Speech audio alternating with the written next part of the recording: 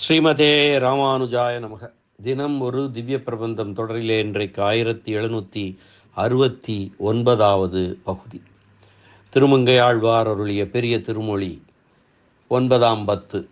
திருக்குறுங்குடி திவ்ய தேசத்தை மங்களாசாசனம் செய்தருளிய 5ஆம் திருமொழி. அதனுடைய அந்த பாசுரங்களினுடைய ஒரு தொகுப்பினை, கருத்து தொகுப்பினை ஒரு மீள்பார்வையாக இன்றைக்கு நாம் அனுபவிக்கலாம். திருப்புல்லானியிலிருந்து நெஞ்சை மீட்டு திருக்குறுங்குடியில் செலுத்தினாள் பரகால நாயகி. நெஞ்சு சென்றதே ஒழிய உடல் செல்லவில்லை ஆற்றாமையினாலே. எனவே தோழியரை நோக்கி, இங்கே எனக்கு உதவாத பொருள்கள் எல்லாம் உதவும்படியான இடத்திலே என்னை கொண்டு போய் சேர்க்கலாகாதா? தனியாக இருக்கும் என்னை வருத்தும் பொருள்கள் எல்லாம் அவனும் நானுமான சேர்த்தியிலே உதவி செய்பவை அல்லவா? அப்படி ஆகும்படி திருக்குறுங்குடியிலே என்னை கொண்டு சேருங்கள் என்கிறாள் பரகால நாயகி. முன் திருமொழியிலே தலைவி சில பறவைகளை தூதுவிட்டு பின் நெஞ்சையும் தூதாக அனுப்பினாள். அவை மீண்டு வருவதற்கு முன்னே மிகவும் துன்பப்பட்டு தாய்மார் தோழிமார் சொல்லும் வார்த்தையும் இதமான வார்த்தைகளை கேட்காமல் முன்பு தலைவன் சொன்ன வார்த்தையையே நினைத்திருந்தாள் தலைவி. அவன் வரவில்லை. ஆதலால் தன்னை திருக்குறுங்குடியில் கொண்டு போய் விடுமாறு சேர்ப்பிக்குமாறு வேண்டிக் கொள்கிறாள் பரகால நாயகி. இது ஆத்ம சமர்ப்பண பதிகம், அதாவது அடைக்கல பதிகமாகபடியாலே அடைக்கலத்தை பற்றிய மேற்கோளினை காட்டி விரித்துரைக்கிறார் இந்த திருமொழியிலே. அகம் அஸ்மி அபராதானாம் ஆலயக. அகம் அஸ்மி, நான் இருக்கிறேன். அபராதானாம் ஆலயக, நான் எல்லா குற்றங்களுக்கும் இருப்பிடமாயிருக்கிறேன். ஆன்மாவுக்கு அறிவும் இன்பமுமே அதனை விளக்கும் இலக்கணங்களாக இருப்பதை விடுத்து ஆன்மா உலகியலாகிய துரு ஏறி கிடந்தால் அதை குற்றக்கொள்கலம், கிரைம் பாட் என்று குற்றங்களை வைத்து அதன் இலக்கணம் கூறும்படியாக ஆயிற்று. ஞாதா அகம், நான் அறிவுடையவன், ஞானமுடையவன். பகவத் சேசதை ஹரச, சேசதை ஹரச அகம். பகவத் சேசதை ஹரசக அகம், இறைத்தொண்டே சுவை என்று நினைப்பவன் நான் என்றல்லவா ஆன்மாவின் தனிப்பண்பு இருப்பது. ஆகையினால் அல்லவோ ஸ்வேன ரூபேன அபி நிஷ்பத்தியதே, தன் இயல்பான வடிவுடன் தோன்றுகிறான் என்று சாந்தோக்கிய உபனிஷத் கூறுவது போல ஸ்வரூபாபத்தி, இயல்பான வடிவு பெறுதல் மோட்சமாக சொல்லப்படுகிறது. அறிவு பேரின்பங்களே இயல்பாய வடிவு என்னும் ஆன்மாவுக்கு உலகியல் தொடர்பு இயல்பாக அமைந்தது அன்று, செயற்கையாக வந்து ஏறியது என்பது சொல்லப்படுகிறது. மணிகளை, இரத்தினங்களை சாணை பிடித்த அளவிலே அவை ஒளி பெறுகின்றன. சாணையிடும்போது செயற்கையாகிய வந்து ஏறிய அழுக்குகள் கழிகின்றன. அதுவே போல் அறிவற்ற பொருள்களின் தொடர்பு ஆன்மாவுக்கு அனாதியாக இருந்தும் அது முடிவுடையதாகவும் சாத்திரம் கூறுவதால் உடல் நீங்குவதால் குறையில்லை. அகிஞ்சனக, கைமுதல் இல்லாதவன். இது ஸ்தோத்திர ரத்னத்திலே ஆளவந்தார் கூறுவது அகிஞ்சனக.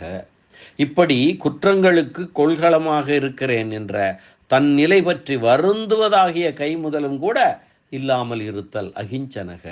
அனன்யகதிகி, வேற்று புகழற்றவன், உன்னை தவிர எம்பெருமானை தவிர வேற்று புகழற்றவன். இப்படி ஒரு கைமுதலும் இல்லாத அடியேனை இறங்கத்தக்கவன் என்று கருணை காட்டி கை கொள்வதற்கு எம்பெருமானை தவிர வேறு ஒருவரும் இல்லை. எனக்கு புகழ் என்று நுழைய வேறு வாசல் இல்லை. எம்பெருமான் தான் எனக்கு புகழ். அவன்தான் எனக்கு, அவனை தவிர வேற்று புகழ் எனக்கு இல்லை. அனன்யகதிகை. தொமேவ உபாய பூதோ மேவக, நீயே எனக்கு வழியாக இருத்தல் வேண்டும். ஆராய்ந்து பார்க்கும்போது நானும் எனக்கு உபாயம் அல்லேன், பிறரும் எனக்கு உபாயம் அல்லர். இந்த நிலையிலே நீ ஒருவனுமே நீ ஒருவன் மட்டுமே எனக்கு உபாயமாக வேண்டும். நீ ஒருவனுமே என்பதால் வேண்டுதலும் பெற்றுக்கு உபாயம் இல்லை என்பது நன்கு தெரிகிறது. ஆயினும் வேண்டுவது எதற்காக என்றால், இதி பிரார்த்த நாமதி, இதி பிரார்த்தனாமதிகி என்று வேண்டுகின்ற அறிவு இது புருஷார்த்தமாய், அதாவது வேண்டப்படும் பேராய் அமைவதற்கு அந்த சிறப்பான அறிவு தேவைப்படுகிறது.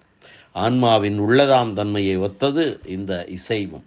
மாம் ஏகம், என்னையே என்றது போல, துவமேவ நீ ஒருவனுமே என்பது சரணாகதி இத்துக்தா. சரணாகதி இக்துத்தா, இது சரணாகதி புகழடைதல் என்று சொல்லப்பட்டிருக்கிறது. சா, அந்த சரணாகதியானது தேவேஸ்மின் பிரயுஜ்யதாம், இந்த தேவதையிடம் செய்யத்தக்கது சரணாகதி. சரண்யனான புகழ் அடையக்கூடியவனான எம்பெருமானிடம் செய்யத்தக்கது. எம்பெருமானிடம்தான் செய்ய வேண்டுமோ? வேறு யாரிடமும் புகழடைதல் பயன் தராதோ என்றால் சரணடைதல் போலிக்காரணம் என்ற அளவிலானதே. புகழ் அளிப்பவன் நற்பண்பே பேறு அடைவதற்கு காரணம். புகழ் அடையப்படுபவனுடைய குறைபாடுகள் கொலை செய்தலுக்கும் காரணமாகையாலே குறைபாடில்லாத எம்பெருமானை தவிர மற்றவர் புகழாக பற்ற ஏற்றவர் அல்லர். நம் புகழடைதல் பலிப்பதற்கு காரணம் புகழ் அளிப்பவனுடைய நற்பண்பே. அது இல்லாததால் கடலரசன் ராமனிடம் செய்த சரணாகதி பலிக்கவில்லை. இது பற்றி விரிவாக நாம் ஏற்கனவே அனுபவித்திருக்கிறோம். சரணடைந்த புறாவை தன் உடலையும் அறுத்து அழித்து பாதுகாத்தான் சிபி சக்கரவர்த்தி. மற்றவர்களிடம் புகழடைதல் பலன் தந்தாலும் தரும், தராமலும் போகும். ஆனால் எம்பெருமானை புகழடைதல் பலன் தராமல் போகாது என்றபடி. முன் திருவழியிலே சில பறவைகளை தூதுவிட்டு, நெஞ்சினை தூதுவிட்டு, அவை தூது சென்று மீண்டு வருவதற்கு முன் இடையூறு செய்யும் பொருள்களால் துன்பப்பட்டு தலைவி வருந்த, தாய்மாரும் தோழிமாரும் நலன் பலப்பன சொல்லி அவள் உள்ளத்தை எம்பெருமானிடமிருந்து மீட்க முயல, உங்கள் நற்சொற்களை கேட்டு நான் என் உள்ளத்தை எம்பெருமானிடமிருந்து மீட்க முடியாதபடி நெஞ்சு எம்பெருமான் பின்னாலே போயிற்று. அது திரும்ப வரவில்லை. அது மீண்டு வரும் அளவும் எம்பெருமான் சொன்ன வார்த்தையை நம்பி வாழாயிருக்க வேண்டியதுதான், பேசாமல் இருக்க வேண்டியதுதான் என்று தலைவி துணிந்திருந்த போதும் எம்பெருமான் வரவில்லை. திருப்புல்லாணி சீதா பிராட்டியின் ஆற்றாமையை போக்க வந்திருந்த இடமாதலால் அவன் வாரானாயினும் அறியிருந்து அமைதி கொள்ளலாம். ஆனால் திருக்குறுங்குடி அப்படி இல்லையே. அப்படி இல்லாமல் நம்முடைய துயர் துடைப்பதற்கு வந்திருக்கும் இடமல்லவா. ஆதலால் என்னை திருக்குறுங்குடிக்கு அழைத்து கொண்டு செல்லுங்கள் என்கிறாள் பரகால நாயகி. பிரிவு ஆற்றாத தலைவன் இருக்கும் இடத்தில் தன்னை கொண்டு சேர்க்கும்படியாக தாயர் தோழியரை வேண்டுவதே இந்த பதிகமாகும். இனி இந்த 5ஆம் திருமொழி பாசுரங்களின் கருத்து தொகுப்பினை சுருக்கமாக பார்க்கலாம். தவள இளம்பிறை என துவங்கும் முதல் பாசுரம். வெள்ளை நிறமுள்ள பிறைச்சந்திரனும் அலையெறியும் கடலும் குளிர்ந்த மலர்களில் படிந்து வீசும் தென்றல் காற்றும் அன்றில் பறவையும் ஒன்று சேர்ந்து என் மனமானது துவளும்படியாக வருத்துகின்றன. எங்கும் பனி பரவியிருக்கும் இக்காலத்திலே தூங்காமல் இருக்கிறேன் நான். இவள் ஓர் இளம்பெண் அல்லவா என்று மனம் இறங்காதவராய் என் ஐம்பொறி உணர்ச்சியையும் முன்பு கொள்ளை கொண்டு போன கருநெய்தல் மலரின் நிறமுடையவரான பெருமான் நித்தியவாசம் செய்யும் திருக்குறுங்குடியிலே என்னை கொண்டு சேர்த்திடுங்கள் என்று கூறுகிறாள் பரகால நாயகி. தாது அவிழ் மல்லிகை என துவங்கும் 2ஆம் பாசுரம். தாதுகள், மகரந்த தாதுகள் விரிகின்ற மல்லிகை மலர்களில் போய் அணைந்து குளிர்ந்து சந்திரனுடன் கூட இப்படி வந்து வீசுகின்ற மந்தமாருதமாகிற குளிர்காற்றானது இங்கும் அங்கும் உலாவி என் உயிரை முடிக்க பார்க்கிறது. அதனால் ஓரிரவும் உறங்காமல் இருக்கிறேன் நான். கைவளை கழலாதவர்களாக உறக்கமே பொழுதுபோக்கான அறிவற்ற பெண்கள் அறியாமையானால் வேலையற்றிருந்து என்னை பற்றி என்ன பழி சொன்னாலும் சொல்லிவிட்டு போகட்டும். தோழிகளே, கூந்தலில் மனம் மிக்க மலர்களை சூடியுள்ள திருமகளை திருமார்பிலே உடைய பெருமானது குறுங்குடிக்கே என்னை கொண்டு சேர்த்திடுங்கள். காலையும் மாலையும் என துவங்கும் 3ஆம் பாசுரம். காலை பொழுதும் மாலை பொழுது போல இருந்து வருத்துகிறது. இரவின் நாளிகையோ ஊழிக்காலத்தை காட்டிலும் பெருகி எமதூதர் போல நீண்டு உலாவும் தன்மை பெற்றுள்ளது. வாடையின் தன்மையை பற்றி சொல்ல புகுந்தால் அது எரியும் நெருப்பே போன்றிருக்கும்.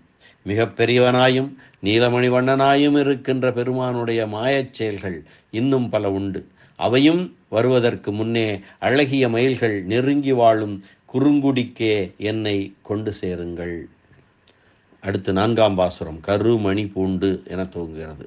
கருத்த மணியை தரித்து கொண்டு வெளுத்த பசுக்களோடு அணைந்து கருத்த முசுப்பையுடைய காளைகளது கழுத்திலே தொங்குகின்ற ஒரு மணியின் ஒலியானது என் நெஞ்சை சோர்வுபடுத்த ஓர் இரவும் உறங்காதிருப்பேன்.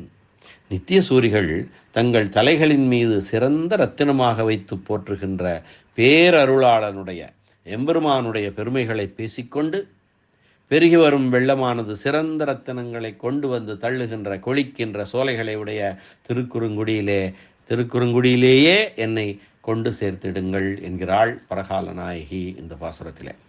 அடுத்து திண் திமிழ் ஏற்றின என துவங்கும் 5ஆம் பாசுரம். திடமான முசுப்பையுடைய எருதின் கழுத்து மணியும் இடையனுடைய இனிய புல்லாங்குழல் ஒலியும் தென்றல் காற்று வீசும் மாலை பொழுதும் ஆகிய இவை அந்தி பொழுது தோற்றுவிக்கிற இளம் பிறைச்சந்திரனையும் துணையாக கூட்டிக் கொண்டு நம் விஷயத்திலே முன்னிருந்தது போல் அவை இல்லை, பாவியான என்னுடைய உயிரை வாட்டுகின்றன. ஆகையாலே மேகம் நீலமணி போன்ற நிறமுடைய பெருமான் பொருந்தி வாழும் திருக்குறுங்குடிக்கே என்னை கொண்டு சேர்த்திடுங்கள் என்கிறாள் பரகால நாயகி ஆற்றாமையாலே. எல்லியும் நல்பகலும் என துவங்கும் 6ஆம் பாசுரம். ஆபரணங்கள் அணிந்துள்ள பெண்கள் இரவும் பகலும் பொழுதுபோக்கில்லாமல் இருந்து கொண்டு பழி சொன்னாலும் சொல்லட்டும், அவர்கள் நல்லவர்கள் என்றோ, அவர்களை பற்றி நமக்கு ஆராய்ச்சி வேண்டாம். நமக்கு பெண்மை குணங்கள் அற்றுப்போயின. அக்குணங்கள் நிறைந்துள்ள அவர்கள் தங்களால் இயன்றவரை வாய்கூசாமல் சொல்லி சிரித்தார்களே ஆயினும் நாம் நீலமணி வண்ணனான பெருமாளை மறக்க மாட்டோம். ஆகையால் தோட்டங்களில் வளர்கின்ற இள முல்லை கொடிகள் படரப்பெற்ற குறுங்குடிக்கே என்னை கொண்டு செல்லுங்கள் என்கிறாள். செங்கண் நெடிய என துவங்கும் 7ஆம் பாசுரம். நீண்டு சிவந்த திருக்கண்களையும் கருத்த திருமேனியையும் உடையவரான பெருமான் இங்கு எழுந்தருளி எனது உடல் இழைக்கும்படியாகவும் வளைகள் கலன்று விழும்படியாகவும் செய்து அப்படிப்பட்ட பிரிவை உணர்த்தியது முதலாக 5 மலர்கணைகளை உடைய வில்லை ஆள்பவனான மன்மதன் காமன் என் விஷயத்தில் காட்டும் அவனுடைய ஆண்மையை எடுத்துச் சொல்ல அறிய மாட்டேன்.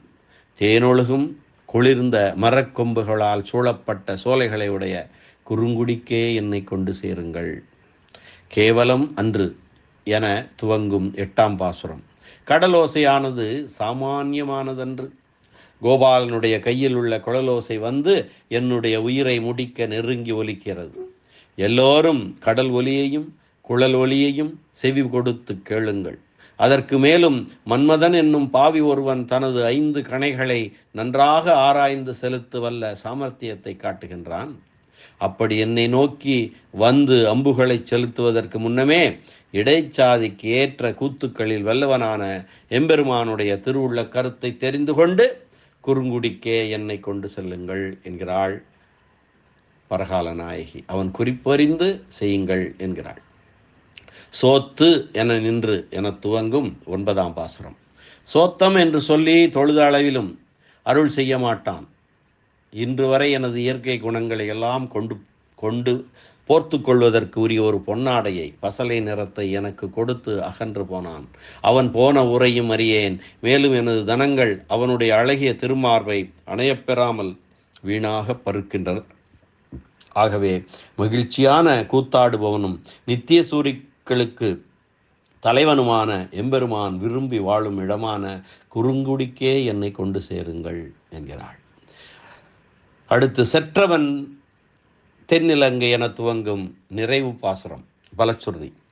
தென் திசையில் உள்ள இலங்கையானது கலங்கும்படியாக அளித்தவனும் தேவர்களுக்கு பிரபுவானவனும் திருமகளை பெற்றும் என் மனதை கோயிலாக கொண்டுள்ளவனுமான பேரருளாள பெருமானுடைய பெருமையை அருளி செய்ய வல்லவரும் விரும்பத்தக்க குணங்களை உடையவருமான திருமங்கையாழ்வாருடைய கண்களிலும் நெஞ்சிலும் விட்டு நீங்காத சர்வேஸ்வரனாய் எல்லா உலகுக்கும் தலைவனான பெருமான் எழுந்தருளியுள்ள குறுங்குடிக்கே என்னை கொண்டு சேருங்கள் என்கிறார் இந்த நிறைவு பாசுரத்திலே.